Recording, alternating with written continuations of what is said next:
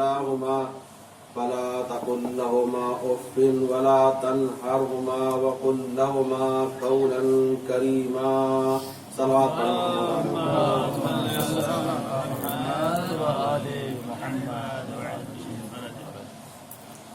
عزیزان گرامی، آپ حضرات کے سامنے میں خوشائی پہلی مرتبہ علماء حضرات کے سامنے حاضر ہوا ہوں. پروردگار عالم اس آیے کریمہ میں کہ جس کو میں نے اپنا سرنامہ سخن قرار دیا، اس میں پروردگار عالم ارشاد فرما رہا ہے. میں آیت پڑھتے ہوئے اس کے نکات تفصیلی کو بیان کرتے ہوئے آگے بڑھوں گا. صلوات پڑھیں محمد.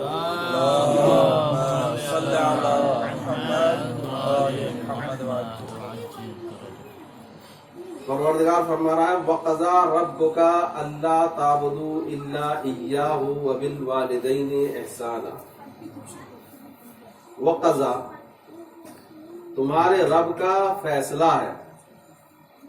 یہاں پہ پروردگار عالم نے قالا نہیں کہا، قالا ربو کا نہیں کہا، یا یہاں پہ پروردگار عالم نے امارا ربو کا نہیں کہا.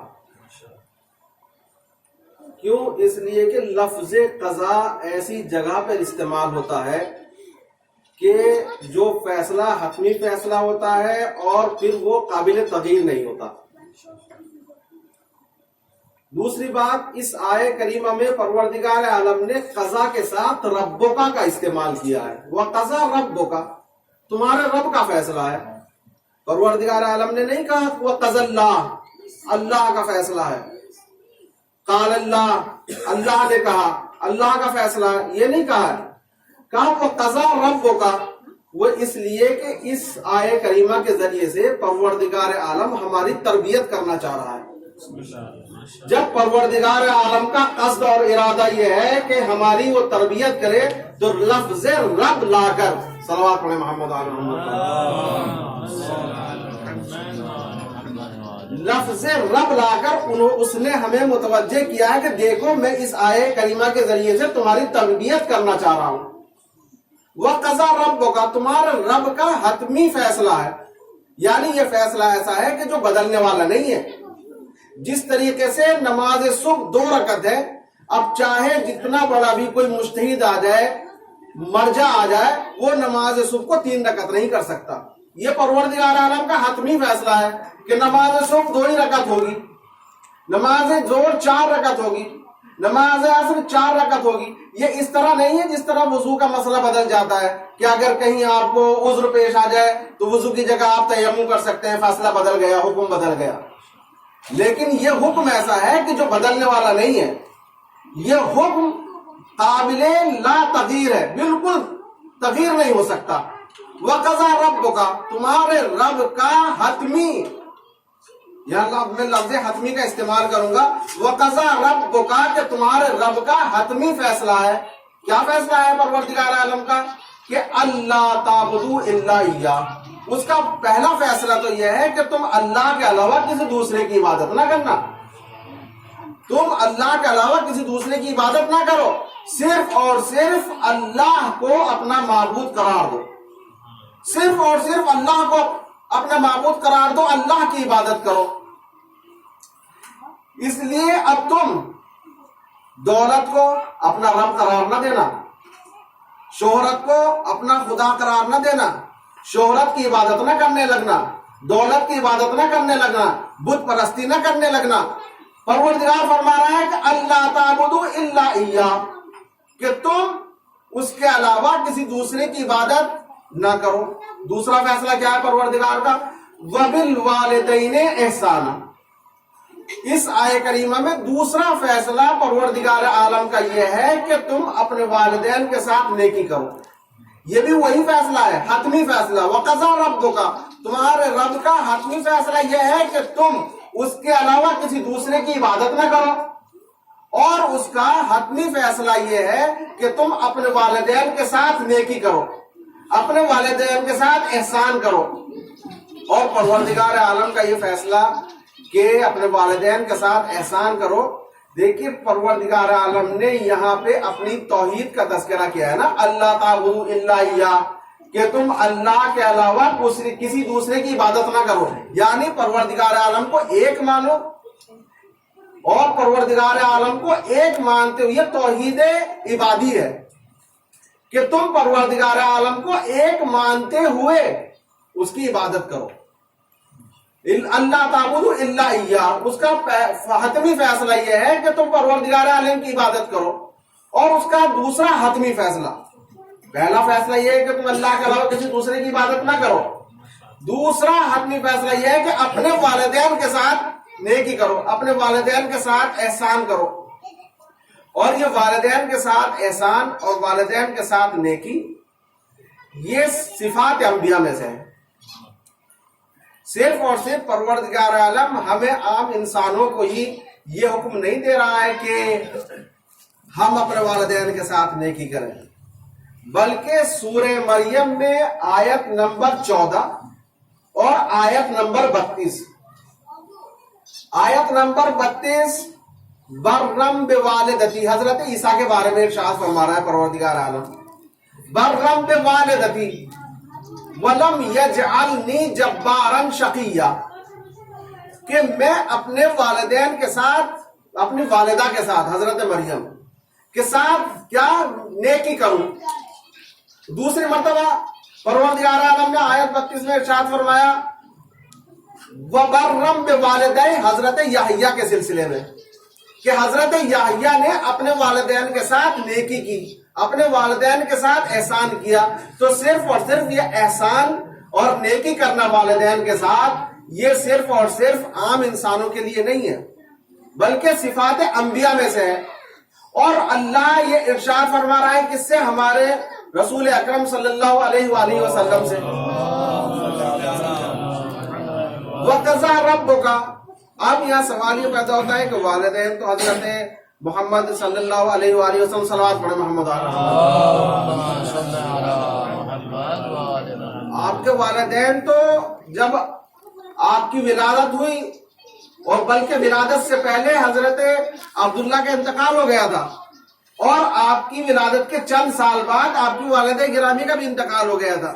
تو پروردگار عالم جو حضرت رسول اکرم سے کہہ رہا ہے کہ وَقَضَىٰ رَبُّكَ أَلَّا تَعْبُدُوا إِلَّا إِيَّاهُ وَبِالْوَالِدَيْنِ إِحْسَانًا، یہ پروردگار عالم جو رسول اللہ سے ارشاد فرما رہا ہے، وہ اس لیے ارشاد فرما رہا ہے۔ آغا قراتی نے یہاں پہ ایک لفظ استعمال کیا کہ یہاں پروردگار عالم اس لیے کہہ رہا ہے کہ دیوار سے کہہ رہا ہے تاکہ دروازہ سنے، یہ ان کی تعبیر ہے کہ گویا پروردگار عالم یہ کہنا، خطاب تو رسول اللہ سے ہے، لیکن یہ ہمیں پروردگار عالم ہم سے گویا خطاب ہے، اور ہم سے پروردگار عالم یہ کہہ رہا ہے کہ پروردگار عالم کا حتمی فیصلہ یہ ہے کہ تم اللہ کے علاوہ کسی دوسرے کی عبادت نہ کرو، وَبِالْوَالِدَيْنِ إِحْسَانًا، اپنے والدین کے ساتھ نیکی کرو۔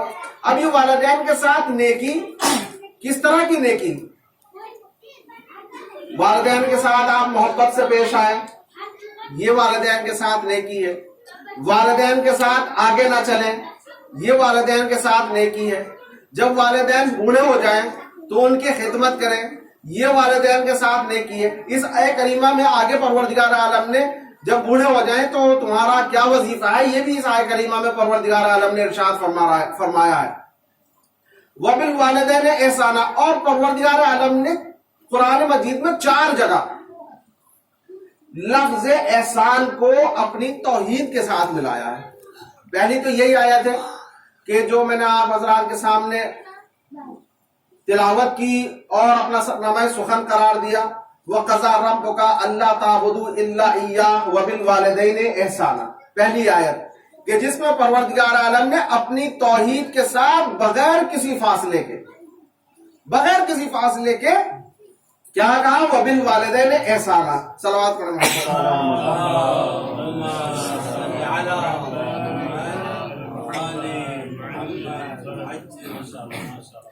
بغیر کسی فاصلے کے۔ دوسری آیت کیا؟ وَاعْبُدُوا اللَّهَ وَلَا تُشْرِكُوا بِهِ شَيْئًا وَبِالْوَالِدَيْنِ إِحْسَانًا، کہ اللہ کی عبادت کرو، اللہ کے ساتھ کسی کو شریک قرار نہ دو، वबिलवालिदैन एहसाना, तौहीद का तस्करा है। वला तुशरिकू बिही शैया, वाबुदुल्लाह, अल्लाह की इबादत करो। वला तुशरिकू बिही शैया, अल्लाह के अलावा अल्लाह को किसी चीज का शरीक करार न दो। वबिलवालिदैन एहसाना, और वालिदैन के साथ नेकी करो। दूसरी आयत, तीसरी आयत क्या है? अल्लाह तुशरिकू बिही शैया वबिलवालिदैन एहसाना, कि परवरदिगार आलम से और परवरदिगार आलम का किसी को शरीक करार न दो, यानी परवरदिगार आलम को वाहिद और तन्हा मानो और फौरन बगैर किसी फासले के कहा वबिलवालिदैन एहसाना, अपने वालिदैन के साथ नेकी करो।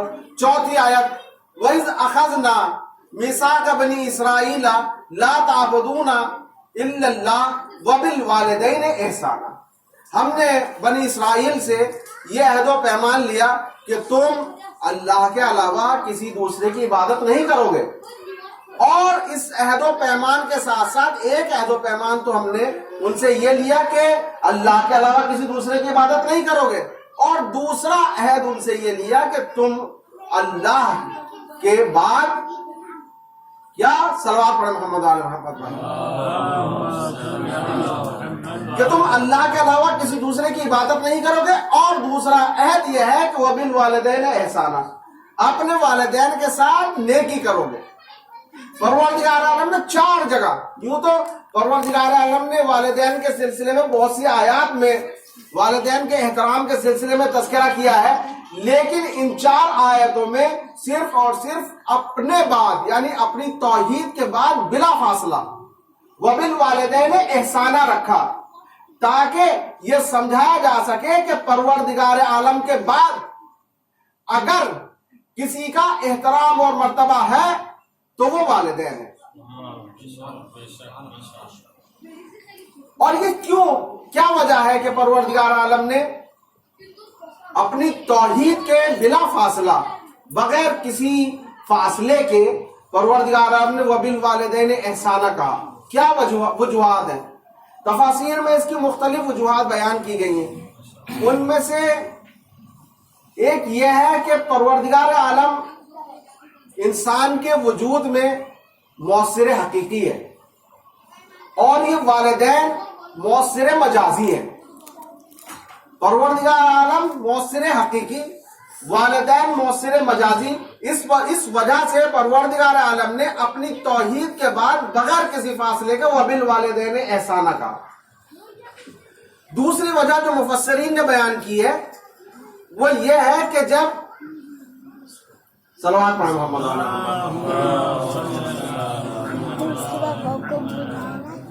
कि वालिदैन के साथ इंसान चाहे जितना ही बुरा सलूक करे तो वालिदैन उसके साथ ज़हमतें करना बंद नहीं करते।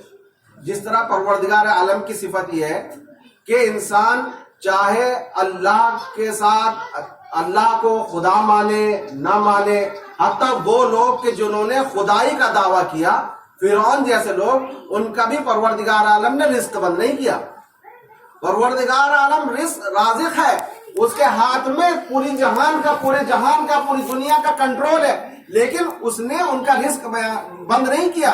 इसी तरीके से वालिदैन, चाहे बच्चे अपने वालिदैन के साथ जैसा ही सलूक करें, लेकिन वालिदैन उनके साथ उनकी ज़हमतें जो वो करते हैं अपने बच्चों के साथ, उन ज़हमतों को बंद नहीं करते। वही परवरदिगार आलम जैसे रिस्क बंद नहीं करता अपने नाफरमान बंदों का, इसी तरीके से वालिदैन अपनी नाफरमान औलाद के साथ भी उनके साथ अच्छा सलूक करना बंद नहीं करते। ये वजूहात मुफस्सिरीन ने बयान की कि क्यों इस वजह से परवरदिगार आलम ने फौरन अपनी तौहीद के बाद बिला फासला वबिलवालिदैन एहसाना कहा। इस आय करीमा में लफ्ज़ वबिलवालिदैन एहसाना कहा परवरदिगार आलम ने, वबिल अबवैन एहसाना नहीं कहा। जबकि अरबी जबान में वालिदैन और अबवैन दोनों को माँ बाप कहा जाता है, लेकिन अबवैन वसी है, अब लफ्ज़ अब वसी है। लफ्ज़ अब चचा के लिए भी इस्तेमाल होता है। इसकी दलील कुरान मजीद में इरशाद हो रहा है, وَإِذْ قَالَ إِبْرَاهِيمُ لِأَبِيهِ آزَرَ. تمام مفسرین اس بات کے اوپر متفق ہیں کہ جناب ابراہیم کے والد آزر نہیں تھے، چچا تھے، اور آزر کو جناب ابراہیم کا والد قرار بھی نہیں دے سکتے. کیوں؟ اس لیے کہ یہ رسول اکرم کے سلسلہ نسب میں قرار پا جائے گا، اور اللہ کا یہ حتمی وعدہ ہے کہ آپ کے سلسلہ نسب میں کوئی بھی بت پرست نہیں ہوگا. اور آزر ہے بت پرست، تو آزر کو حضرت ابراہیم کا باپ آپ تسلیم نہیں کر سکتے مفسرین نے. البتہ بعض اہل سنت کے جو مفسرین ہیں وہ لوگ یہ کہتے ہیں کہ یہاں پہ لفظ یہ جو ابھی آزر کہا پروردگار عالم نے اس آیت میں، یہاں آزر ہی حضرت ابراہیم کے باپ ہیں.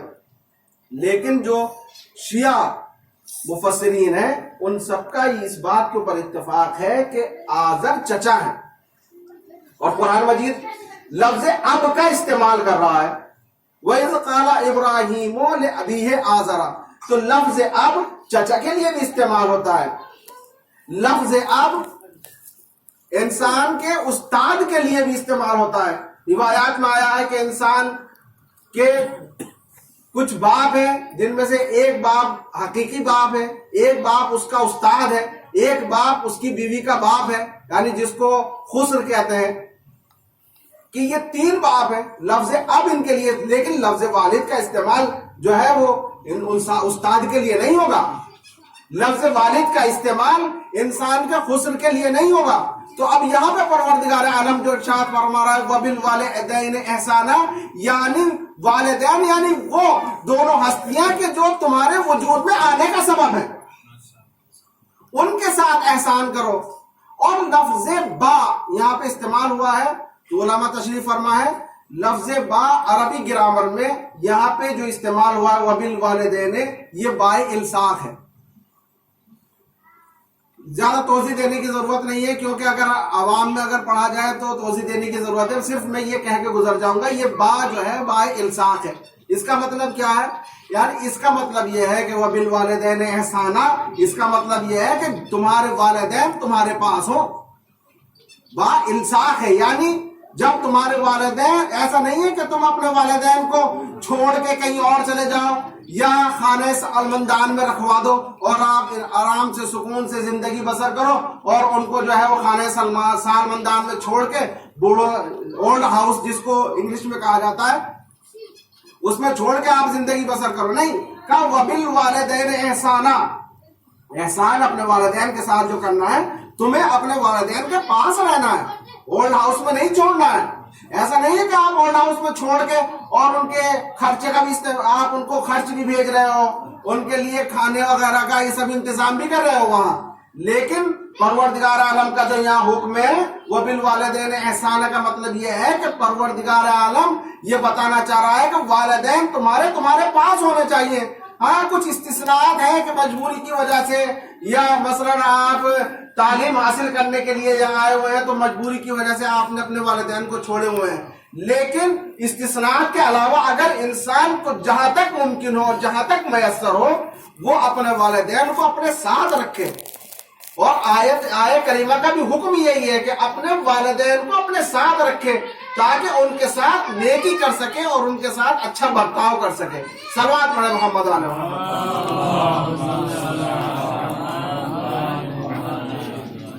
آیت کا دوسرا ٹکڑا اما یبلغن عندک الکبر، کہ جب تمہارے والدین بوڑھے ہو جائیں. اور دیکھ وہاں لفظ با کا استعمال کیا تھا پروردگار عالم نے وَبِالْوَالِدَيْنِ إِحْسَانًا اس بائے الساق کے ذریعے سے، اور یہاں بالکل واضح کر دیا پروردگار عالم نے.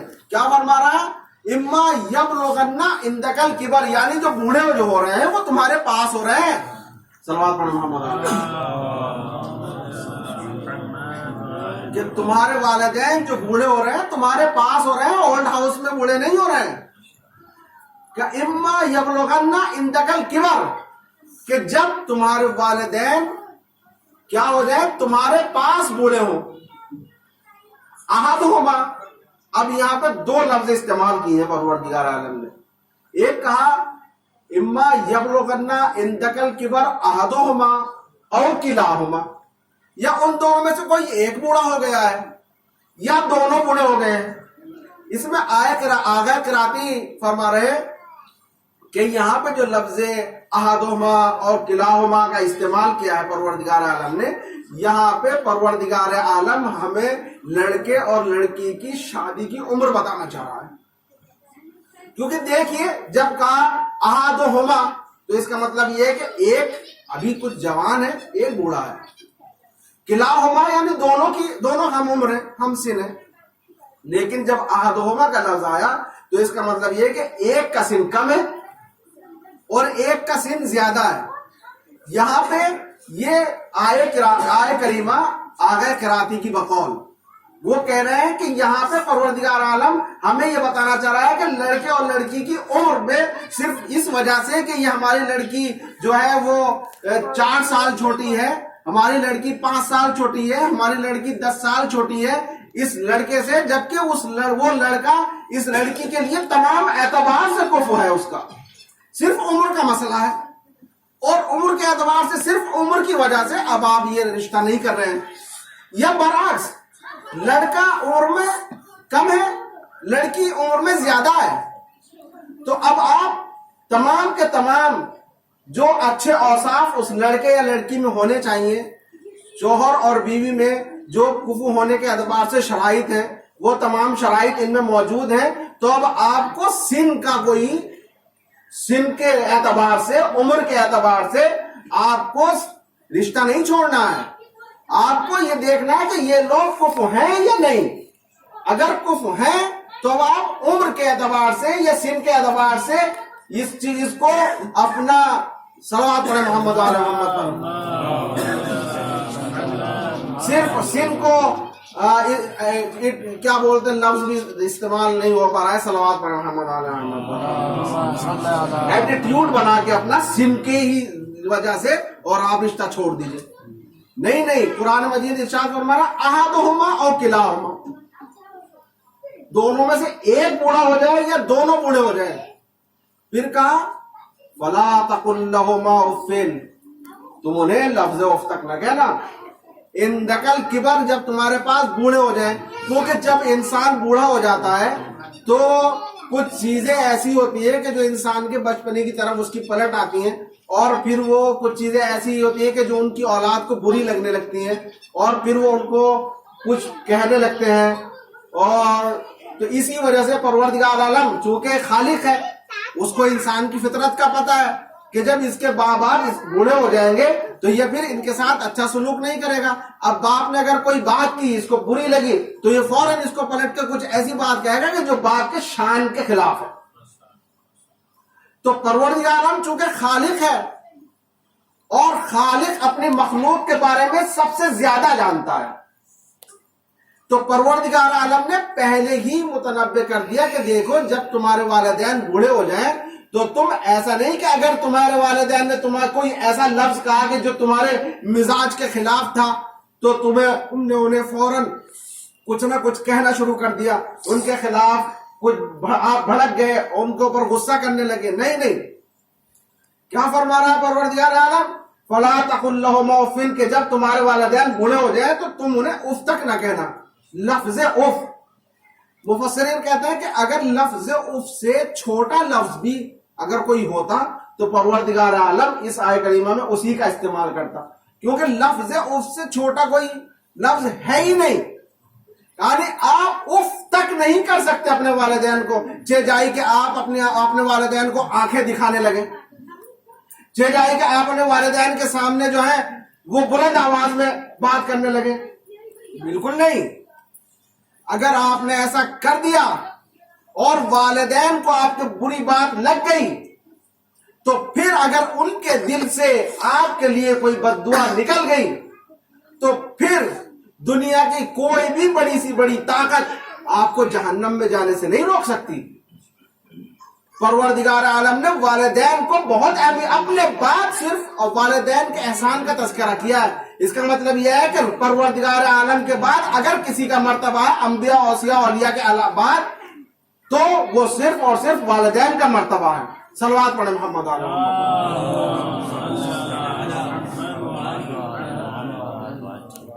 फला तकुल लहुमा उफ्फिन, तुम उनको उफ तक न कहना, वला तनहरुमा, और उनको झिड़कना भी नहीं। ये नहीं अब वालिदैन जैसे बूढ़े हो जाते हैं, अब उनको कुछ कोई बात इनसा अब कहने लगते हैं वालिदैन, तो हिंदुस्तान में तो लफ्ज ये इस्तेमाल होती है कि अब ये बूढ़ा हो गया है, सठिया गया है। अब पता नहीं पाकिस्तान का तो मुझे पता नहीं वहां क्या लफ्ज इस्तेमाल करते होंगे, लेकिन बूढ़े बाप को बाज बच्चों से हमने खुद सुना है, वो कहते हैं ये बूढ़ापे में सठिया गए हैं।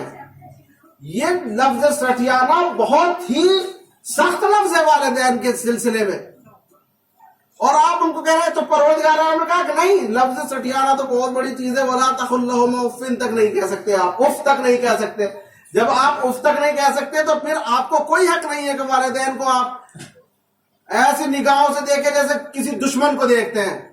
अगर वो बूढ़े हो गए हैं तो इसका मतलब ये नहीं है कि तुम अब उनके ऊपर मुसल्लत हो गए हो तो अब चाहे जैसे उनके साथ सलूक करो। किसी दौर में तुम्हारे वालिदैन भी ताकतवर थे, तुम छोटे थे, लेकिन उन्होंने तुम्हारे ऊपर अपनी ताकत का मुजाहरा नहीं किया। चाहते तो तुम्हारे ऊपर अपनी ताकत का मुजाहरा कर सकते थे, उन्होंने नहीं किया, बल्कि मोहब्बत के साथ तुम्हारी परवरिश की। तो अब तुम्हारा भी हक यह है, तुम्हें भी अब जरूरत यह है कि अब अपने वालिदैन के साथ बिल्कुल इसी तरीके से, जिस तरीके से वालिदैन बचपन में तुम्हारे साथ अच्छा सलूक किया, बिल्कुल इसी तरीके से तुम अपने वालिदैन के साथ अच्छा सलूक करो। जब तो आयत में और दुआ कुनूत में हम ये कहते हैं रब्बिरहमहुमा कमा रब्बयानी सगीरा, परवरदिगार आलम मेरे वालिदैन पर इसी तरह रहम फरमा जिस तरीके से उन्होंने बचपन में मेरे ऊपर रहम फरमाया। तो जब बचपन में वालिदैन ने हमारे ऊपर रहम फरमाया, तो अब जब बूढ़े हो गए हैं तो हमारा वजीफा क्या है? यह है कि अब हम उनके सामने डंडा लेके खड़े हो जाए? आया ये हमारा वजीफा है कि अब उन्हें हम बुरा भला कहने लगे, उनके सामने अपनी आवाजें बुलंद करने लगे? बच्चे को ये हक नहीं है कि अपने बाप के सामने बुलंद आवाज इस्तेमाल करे। सलवात पढ़े मोहम्मद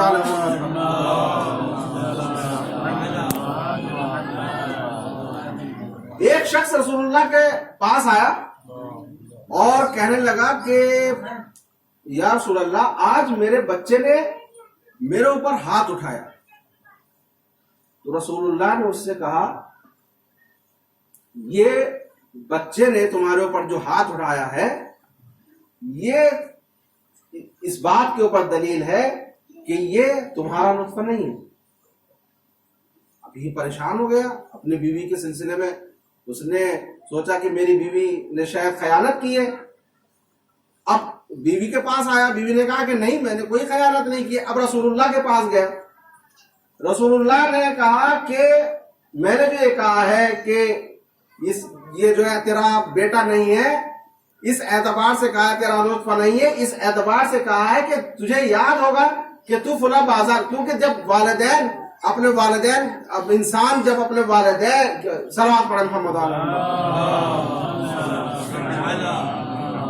जब अल्लाह ने इंसान को यह हुक्म दिया कि वो अपने वालिदैन के साथ एहसान करे, तो मुतकाबिल वज़ाइफ़ मुतकाबिल है। तो अब वालिदैन का भी वजीफा है अपने बच्चों के सिलसिले में, वो उनकी अच्छी तरबियत करें, उनको हलाल रोजी खिलाएं। तो अब फरमाया कि तू फुला बाजार में था, फुला बाजार में एक खुरमा फरोश खुरमा बेच रहा था, तूने उसकी इजाजत के बगैर वो खुरमा उठाया और खा लिया। अब उस खुरमे से खून बना, खून से ये तमाम मराहिल तय हुए। अब ये जो नुत्फा बना, ये हराम गजा से बना है, इस वजह से ये नुत्फा जो हराम था, इस वजह से हराम नुत्फे से जब ये बच्चा पैदा हुआ तो इसने अपने बाप के ऊपर हाथ उठाया। तो इंसान अपने बच्चों को जो खिलाए, गजा वो हलाल होनी चाहिए, क्योंकि अगर गजा हलाल नहीं है, रोजी हलाल नहीं है, तो अब इसका चूंकि आसार वजी है इसके, अब वो असर वजी पलट के हमारी ही तरफ आना है। इसलिए इंसान को ये चाहिए कि हलाल रोजी अपने बच्चों को खिलाए, تو اب پروردگار عالم اس میں اس آیہ کریمہ میں آگے کیا ارشاد فرما رہا ہے؟ وَلَا تَنْهَرْهُمَا وَقُلْ لَهُمَا قَوْلًا كَرِيمًا، کہ تم اپنے والد، وقت بھی زیادہ ہو گیا ہے، بس چند منٹ آپ کو زحمت دوں گا اور پھر رابط مسائل کہ کہا وَلَا تَقُلْ، صلوات پڑھیں محمد وعلی محمد، وَقُلْ لَهُمَا قَوْلًا كَرِيمًا، کہ اپنے والدین کے سلسلے میں قول کریم استعمال کرو، کرامت کے ساتھ اپنے والدین کے ساتھ بات کرو۔ یہ نہیں ہے کہ تم اپنے والدین کے ساتھ سخت الفاظ سے پیش آؤ، نہیں، وَقُلْ لَهُمَا قَوْلًا كَرِيمًا، تم ان کو قول کریم کے ساتھ پیش آؤ۔ تو اس آیہ کریمہ میں پروردگار عالم نے کیا کہا کہ قول کریم کے ساتھ پیش آؤ، اور رسول اللہ ارشاد فرما رہے ہیں وَأَنَا وَعَلِيٌّ أَبَوَا هَذِهِ الْأُمَّةِ، میں اور علی اس امت کے باپ ہیں۔ اس آیہ کریمہ میں آپ نے دیکھا کہ ایک باپ کہ جو انسان کو آسمان سے زمین پر لے کر آیا ہے، اس کے لیے پروردگار عالم نے اتنے احکام بیان کیے۔ اب علی اور رسول اللہ انسان کے باپ ہے، روحانی باپ ہے۔ آپ نے ارشاد فرمایا وَأَنَا وَعَلِيٌّ أَبَوَا هَذِهِ الْأُمَّةِ، میں اور علی اس امت کے باپ ہیں، اس امت کے روحانی باپ ہیں۔ تو جو باپ آسمان سے زمین پر لے کر آیا تھا، اس کے لیے پروردگار عالم نے اتنے احکام بیان کیے۔ اب وہ باپ کے جو آپ کو زمین سے آسمان پر لے کر جا رہا ہے، آپ کی دنیا بھی سدھار رہا ہے، آپ کی آخرت بھی سدھار رہا ہے، اس کے سلسلے میں آپ کے کیا وظائف ہونے چاہیے؟ اس کے سلسلے میں آپ کے کیا وظائف ہونے چاہیے؟ اور پھر آپ نے رسول اللہ نے ایک حدیث میں ارشاد فرمایا، بہار الانوار کی جلد 36 صفحہ شاید 11، اس صفحہ مجھے یاد نہیں رہا، اس حدیث میں آپ ارشاد فرما رہے ہیں کہ حق علی علی الامت کا حق الوالد علی الولد۔ آپ ارشاد فرما رہے ہیں کہ علی کا حق امت کے اوپر، صلوات پڑھیں